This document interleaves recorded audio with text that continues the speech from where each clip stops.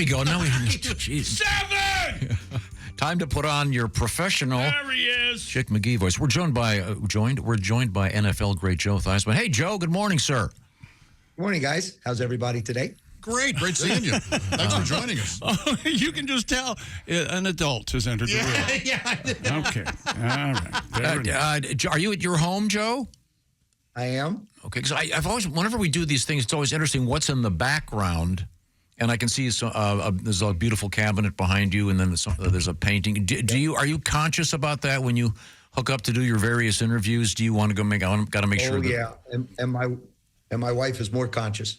Oh, okay. But right now she's sleeping. So I set this up myself, and we'll see. No, it looks just fine. I love it when on the shows when you can see the people, they have their books in back of them, and they always have a couple of really pretentious ones sideways, so you can clearly read the title.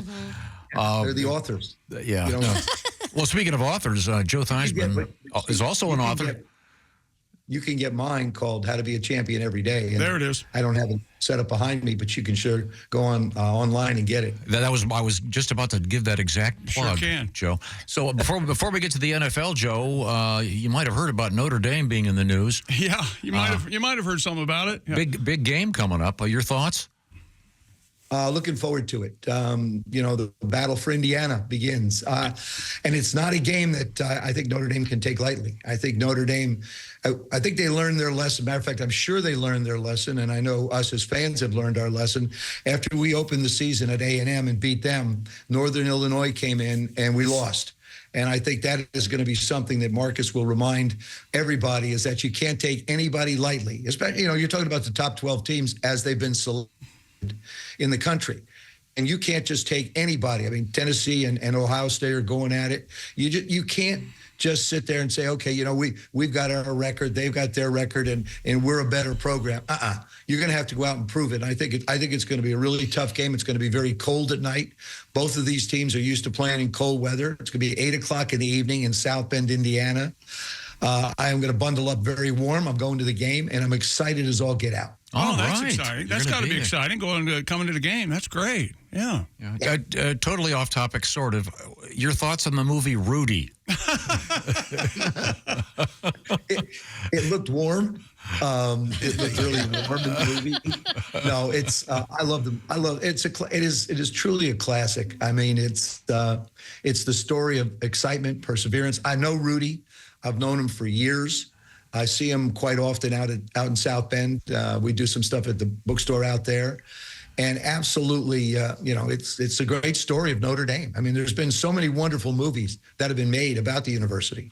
And Era was your coach, is that right? Or am I getting ahead of myself? Yeah. Parsegian? No, Chick, yeah. Era Parsegian was my coach. Okay. Yeah.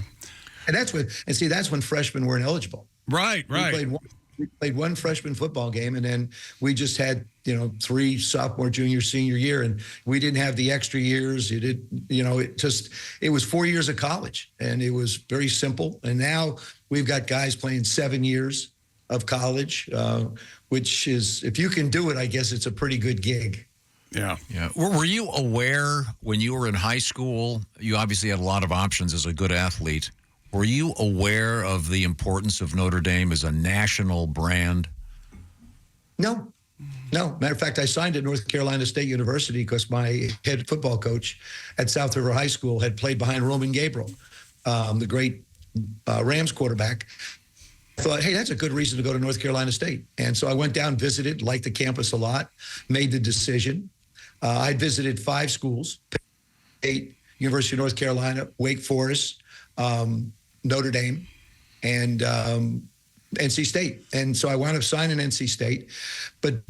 And if you signed at a conference, I don't know what the rules are today, but if you signed with a team or a school, if it wasn't in the conference, you wouldn't lose a year of eligibility. And so Notre Dame still remains partially an independent. Mm-hmm. So I made a flight out to South Bend, got there. Rocky Blyer and Dan Harshman were my chaperones.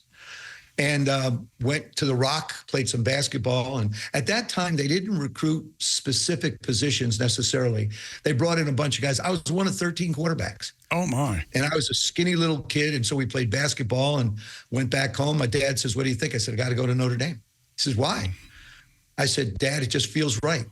and I've contended this for years, that if we trusted our gut, we probably would have a higher percentage of things right in our life than by the time we sat down and analyzed everything and went through all the numbers and all the scenarios. Trust your gut. It's a pretty good indicator of where things might happen pretty good for you. Yeah, and we live in a culture where we are constantly absorbed by numbers, most of which I don't believe, by the way. What about the portals, Joe, and the athletes not playing in bowl games to save themselves for the NFL draft? I mean, I can't imagine that. I don't want to be that old guy, but I don't know if that would have gone on in your time, right? I mean, you're part of a team. I don't know. Well, when you think about it, I wouldn't check, because if you really stop and think about it, it's only been a part of college football for the last 3 or 4 years. Yeah. I mean, you don't have to go very far back to know that it didn't exist. And I just think that the NCAA really needs to get a handle on the portal. Mm-hmm. And I think they need to get somewhat of a handle on the NILs, because now we have professional college athletics. That's basically what we're dealing with.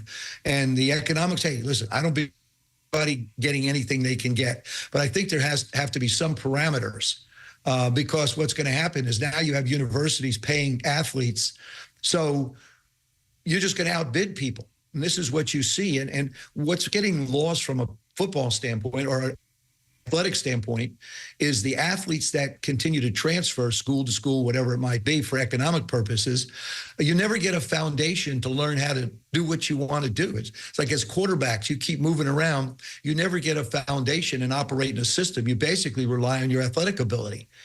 And you're just, you get such a short period of time from a coach's perspective in college anyway, because you only have allowed 20 hours a week to be able to work with the athletes. So, all of a sudden you're there and gone. Right. And I just don't know how foundationally you get set to be able to move to the next level if you have that ability when you decide you're going to wind up finally to leave college.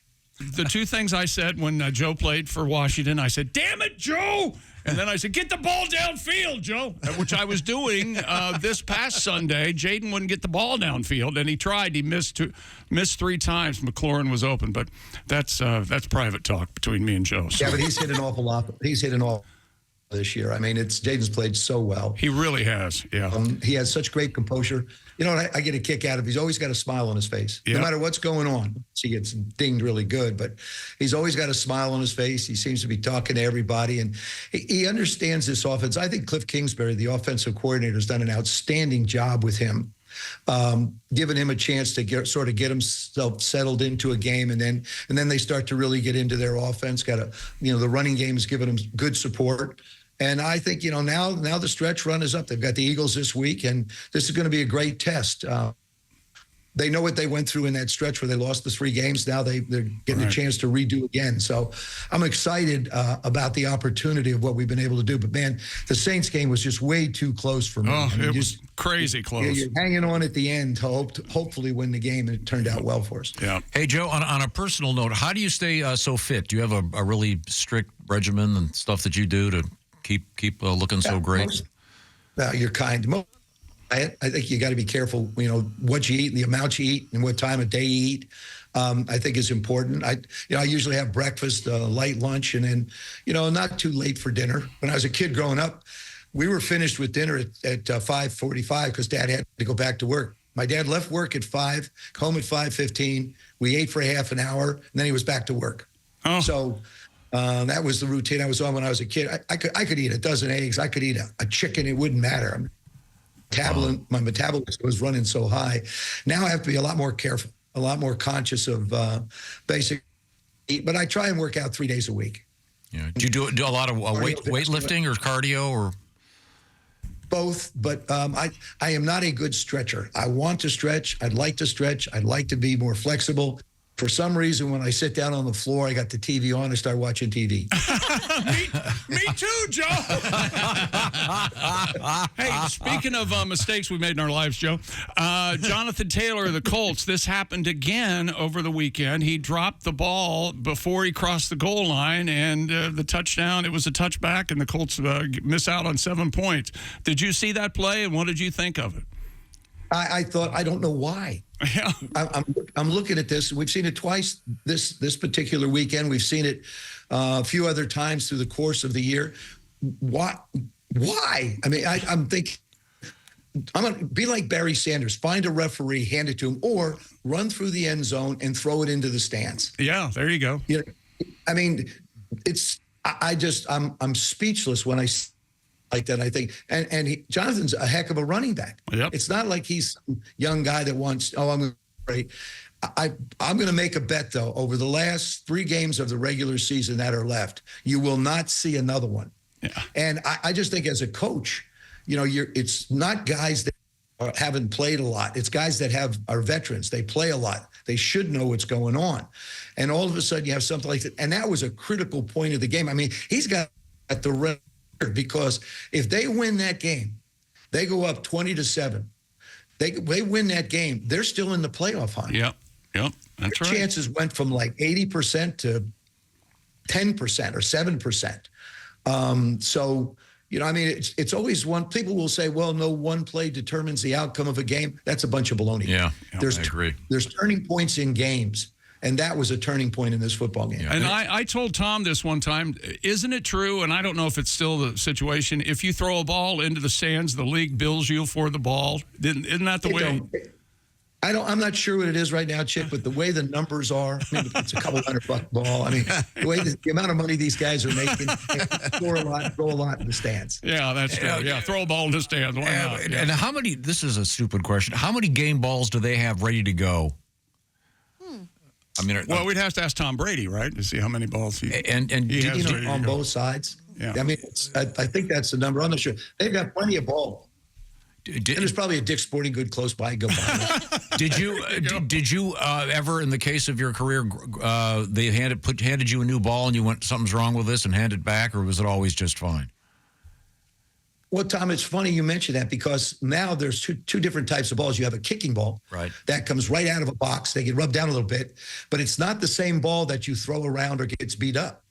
So they have really 2 distinctions. Now the kickers are making long kicks, but want to necessarily see the kickers keep making these 50, 60-yard kicks. So they tried to make it a little more difficult after that. But we actually play with 2 different balls. There's a K ball, which is a kicking ball, and then you have the regular ball that, you know, you play with through the course of the game. So there's 2 different balls. And the one that comes out of the box is the kicking ball. They rub it down, but that's about it. Yeah, but you never had to say to the referee, this ball, something wrong with it, give me a different one? Oh, absolutely. Oh, yeah? Oh, absolutely. It had mud on it. And then back when I played, people like Lester Hayes and Fred Biletnikoff, we played the Raiders. They used to wear stickum. They had a sticky substance on their fingers. Fred used to tape his wrist. It was all over his wrist. And I was very finicky when it came to ball, holding a football. Qualify that. When it came to holding a football. And I just didn't like the stickiness on it. It made it hard to release and hard to grip. Sure. So what I basically did is, you know, if they'd rub it down, but through the course of the game, hopefully some dirt would get on it. It wouldn't be as sticky. But we guys used to use stickum all the time, and it was just a pain in the neck. But yeah, you'd get over a ball, and you know, sometimes I'd ask the official, "Can I feel it? Let me see what it feels like." And they were always accommodating. By the way, we lost Jim Tunney just recently. Oh, I saw that. Yeah. Yeah, fantastic official, dear friend. I'll tell you a funny story. So Jim's referee in a game, I think against at that time they were the St. Louis Cardinals. And A.J. Jr. was a linebacker they had, and he just blew me up. I thought it was late. So I turned to Jim and I said, that was a late hit. And I started arguing with him. He says, Joe, the longer you stand here, the clock is ticking. And if you keep yelling at me, you're going to get a 5-yard penalty anyway, so I don't have to say anything to you. But you know, there's always a little bit of banter between the two of us. Yeah, that's great. Well, Joe Theismann is the author of How to Be a Champion Every Day, 6 Timeless Keys to Success. Joe, of course, a great career in the NFL. And now if you see him doing yoga, he's going to fall asleep watching the TV. That's right. So don't right. watch him do that. Thanks, Joe. It's always a great pleasure. Thanks for taking the time. Thanks. Great to be with you. Take care. Happy holidays. Happy holidays, Yes, Joe. sir. Thank you very Thank much. you. Oh, it's always a great pleasure talking to Joe, and I'm with you, Josh. He always says one thing, take it away. Last time we talked to him, we said if you could go back and do it over again, what would you want to do? And he said, I want to be a punt returner. Huh. I wouldn't have guessed that in 100 years. You mean you want to be catching a very tricky high ball with fastest men in the world running at you full speed, and they're pissed. Right. Okay, good. Okay, you go right ahead. I'll be in the stands. In the stands.